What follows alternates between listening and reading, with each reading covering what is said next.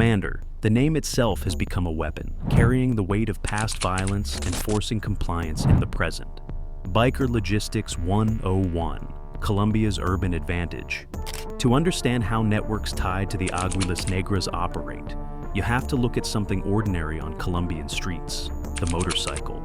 Cities like Bogotá, Cali, and Medellin are flooded with them. Millions of bikes weaving through traffic every day. They're cheap, fast, and nearly invisible in the urban noise. For criminal groups, that's a dream setup. Motorcycles make the perfect tool for last-mile logistics. Couriers can carry small drug packets across neighborhoods without drawing attention. Lookouts ride ahead to scout checkpoints or tail potential targets. Debt collectors use them to move through crowded barrios, making quick stops to demand payments. And when it comes to violence, motorcycles are the backbone of the Sicario model. 2 men on a bike, one driving, and the other pulling the trigger. This method isn't new.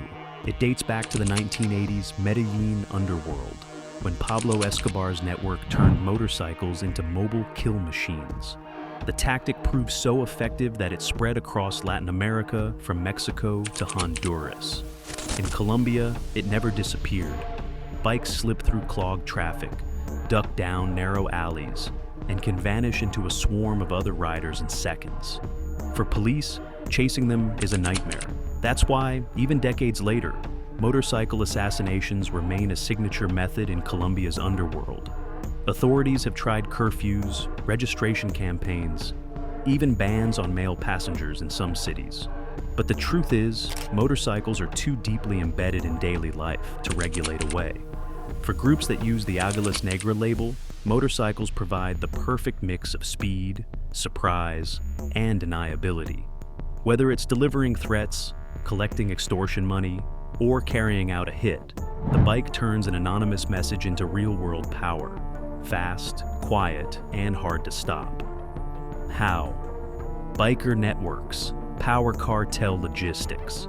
The motorcycle isn't just a getaway tool. In Colombia's criminal economy, it's part of a logistics network, a system where thousands of riders perform different roles that keep money and product moving. One role is last-mile delivery. Small packets of cocaine, marijuana, or synthetic drugs are dropped off at street corners or handed to local dealers. Couriers on bikes can blend in with the flow of workers and delivery drivers, making the transfer nearly invisible. Another role is the spotter. Riders take up positions on bridges, at bus terminals, or at the edge of neighborhoods. Their job is to watch for police patrols, army convoys, or rival crews, and report back instantly through cheap phones or radio apps. Then there are the cash pickups. Extortion rackets thrive on daily or weekly collections. Everything from shopkeepers to bus drivers. On a bike, a collector can hit dozens of stops in a single afternoon, each payment feeding the central fund of the network. Bikes also dominate micro-trafficking runs. Small stashes move quickly across cities, restocking street points without requiring trucks or warehouses. It's flexible, cheap, and almost impossible to trace. And finally, the most feared role, the Sicario attack. 2 men on one bike, one driving, one shooting. This two-up style has defined urban assassinations since the 1980s. It's efficient and brutal, a weaponized commute that can strike in seconds and vanish into traffic. Cities have tried to fight back with policies like restrictions on male passengers because homicide data shows spikes linked directly to two-up shootings. Bogotá, Cali, and Medellin have all experimented with these bans. The measures work in the short term, but enforcement is uneven, and the rules often collide with the fact that millions of Colombians depend on motorcycles for daily life. The result? Biker networks remain a core engine of cartel logistics, serving as couriers, collectors, scouts, and killers in a system that is as adaptable as it is dangerous. Where the Águilas Negras label appears, the Águilas Negras name doesn't stay in one corner of Colombia. It keeps resurfacing in different regions, tied to different crises. In Catatumbo and Norte de Santander, for example, pamphlets with the signature appear whenever disputes erupt over coca fields or smuggling corridors near the Venezuelan border. In Santander, Cesar, and Cauca, the label has been used to announce so-called social cleansing campaigns, threats against street vendors, sex workers, or anyone accused of being linked to rival gangs. But it's not only a rural phenomenon. The brand also shows up in major cities. In Bogota, waves of pamphlets have circulated targeting students, activists, and even journalists. In Ibagué, entire neighborhoods have been rattled by sudden WhatsApp blasts, signed by the Águilas Negras, warning people to obey curfews or face consequences. Each time, 1, 2, 3, 4, 5, 6, 7, 8, 9 local media reports on the panic, and authorities investigate without confirming who really authored the message. This pattern reveals two things. First, the Águilas Negras don't operate as one national army.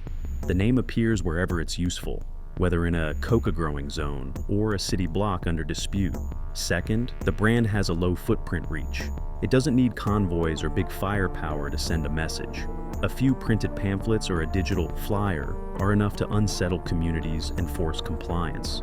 From borderlands to capital districts, the Águilas Negras signature has become a kind of portable intimidation tool. Wherever it lands, fear fills the gaps left by absent authority. Connection to bigger machines. One reason the Águilas Negras name has survived so long is because it's useful to bigger, more organized players. Analysts have pointed out that groups like the Clan del Golfo, AGC, or the Rastrojos sometimes co-opt the label when carrying out threats or intimidation campaigns. By signing a pamphlet, Águilas Negras, they can spread fear while hiding their true identity and avoiding direct blame. This tactic works because the brand is already charged with history. Communities don't stop to question which group is really behind a message. They see the name and assume danger is imminent. For the AGC or Rastrojos, that means they can protect their logistics, enforce extortion, or scare rivals without drawing immediate attention to their own networks. The bottom line is simple. There is no single Águilas Negras chain of command. The name can front for operations run by a variety of actors, from national cartels to local cliques. It's camouflage in Colombia's underworld, a borrowed identity that lets groups project power without exposing themselves. That's why, even after years of official statements declaring the group does not exist, the signature keeps reappearing. It isn't one machine, it's a mask worn by many. The border business, Venezuela, and corridors.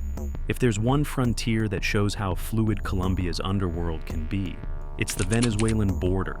After the paramilitaries demobilized, many of the successor groups, the so-called BACRIM, saw the crossing points into Venezuela as an opportunity.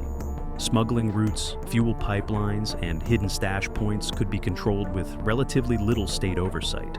The region became a magnet for groups looking to re-establish themselves under new names.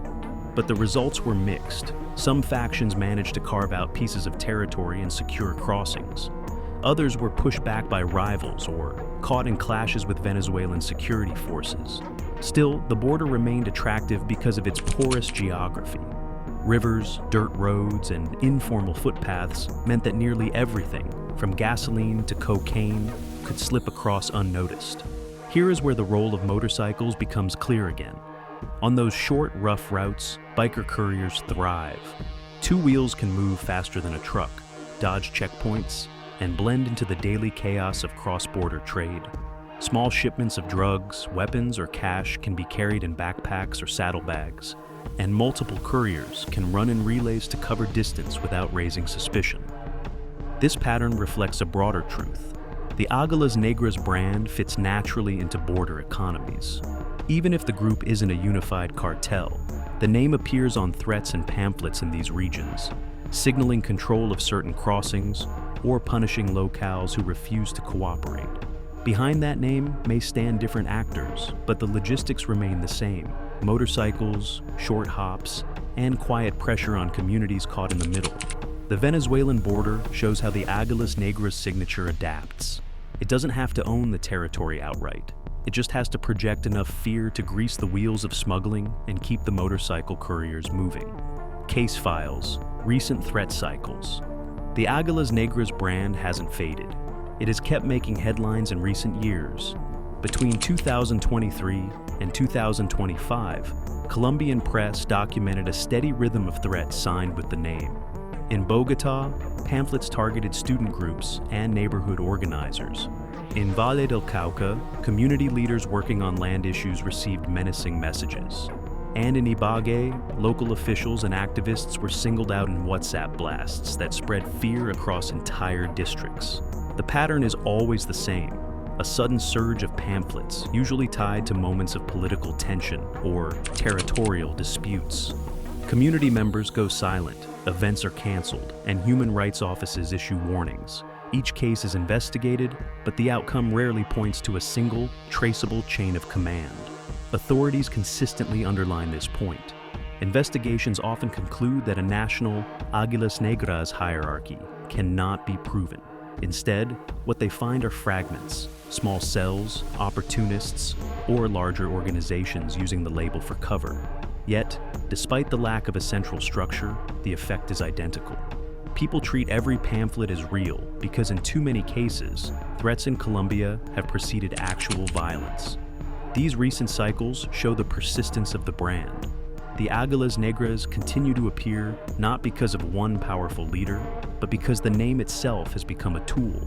It is a ready-made mask that any group can wear to amplify its intimidation. And for communities on the receiving end, it hardly matters who is behind it. The fear lands just the same. The policy chessboard. Policing motorbike crime. If motorcycles are the perfect tool for criminal logistics, then Colombia's cities have had to experiment with ways to blunt their impact. Over the years, officials have turned to measures like banning male passengers on bikes or requiring visible ID numbers on vests and helmets. The goal is simple: disrupt the classic two-up setup, where one man drives and the other pulls the trigger. Studies tracking homicide patterns show why these policies matter. When restrictions are in place, rates of motorcycle-linked killings tend to fall. When bans are relaxed or poorly enforced, attacks climb again. It's a grim reminder of how closely urban violence is tied to two wheels. But every move on this chessboard comes with trade-offs. Motorcycles aren't just used by sicarios, they're also the backbone of Colombia's informal economy. Delivery drivers, construction helpers, street vendors, and countless workers depend on them for survival. A blanket pillion ban can hurt thousands of families who have nothing to do with crime. That's why consistency is key. Sporadic enforcement breeds confusion and resentment. A ban that lasts a week and then vanishes only convinces criminals to wait it out. On the other hand, steady rules backed by community trust can make it harder for networks to hide in plain sight. For cities like Bogotá, Cali, and Medellin, the motorcycle is both lifeline and liability. Policymakers are forced to balance public safety with social fairness, knowing that every restriction designed to stop a gunman on a bike also lands on the shoulders of ordinary riders trying to earn a living. YouTube/media signals. What reporters see on the ground. If you search Águilas Negras on YouTube or local news channels, you'll notice a pattern. Broadcasts and digital reports rarely show a cartel compound or a captured commander. Instead, what they show are pamphlets, worried residents, and police statements. The coverage highlights how the label functions as a faceless brand, a threat that lives on paper, in WhatsApp chats, and in the fear it spreads. Journalists often focus on community reactions, leaders canceling meetings, parents pulling their kids from school, small businesses shutting early. Cameras pan across quiet streets, neighbors whispering that the Águilas are back, even though no one can point to a single leader or army. The visual impact underlines the brand's strength. It terrifies without ever showing its true face. At the same time, global explainers and crime channels highlight another piece of the puzzle: the motorbike hitman. Time and again, documentaries point out that the image of two men on a motorcycle, one driving, one shooting, has become one of Latin America's signature crime methods, and it started in Colombia. This is the visual shorthand the media uses to connect pamphlets to action: a masked rider, a bike weaving through traffic, a sudden attack. Together, these media signals reinforce the paradox. On screen, the Águilas Negras appear both everywhere and nowhere. The brand has no face, no single leader, yet its threats are broadcast nationwide. And paired with the enduring symbol of the motorcycle assassin, the message lands. Invisible networks can still dictate who speaks, who stays, and who disappears. The human cost. Behind the pamphlets and headlines are real lives under constant pressure. Community leaders, teachers, and journalists are frequent targets of Águilas Negras threats. Some are told to abandon projects, others to stop speaking out. Many have had to leave their towns overnight, leaving behind families and years of work. Neighborhoods often live under a form of coerced order. Businesses pay extortion fees to keep operating. Residents accept curfews imposed not by the state, but by whoever signs the latest flyer. For people in rural communities, especially those returning to lands once held by paramilitaries, the fear is even sharper. Reports from human rights groups show how post-AUC successor violence has made these returnees vulnerable, caught between promises of peace and the reality of intimidation. Every pamphlet adds to this toll. Even if no shot is fired, the psychological weight forces silence, displacement, and economic loss. It's a kind of control that doesn't need armies. It only needs fear to settle in. Why it's hard to kill a phantom. Fighting the Águilas Negras isn't like dismantling a single cartel. Because the name is a brand, not a hierarchy, cutting off a leader achieves nothing. The biker networks, the couriers, the micro cells, they can all reappear under the same label or a new one overnight. That's why analysts argue the real solution lies elsewhere. Instead of chasing a phantom identity, efforts have to focus on financial flows, extortion economies, and the urban motorcycle tactics that make these groups powerful. When local rackets are dismantled and the logistics that move drugs, cash, and threats are disrupted, the brand itself begins to lose its bite. Otherwise, it just keeps resurfacing, like a mask anyone can wear. So, if Águilas Negras is not an organization but a mask, the real question is, can Colombia shift its strategy from chasing names to dismantling the biker-driven logistics and extortion webs that fuel the fear? Because as long as the motorcycle networks keep running and the pamphlets keep appearing, the mask will remain, and communities will still live under its shadow.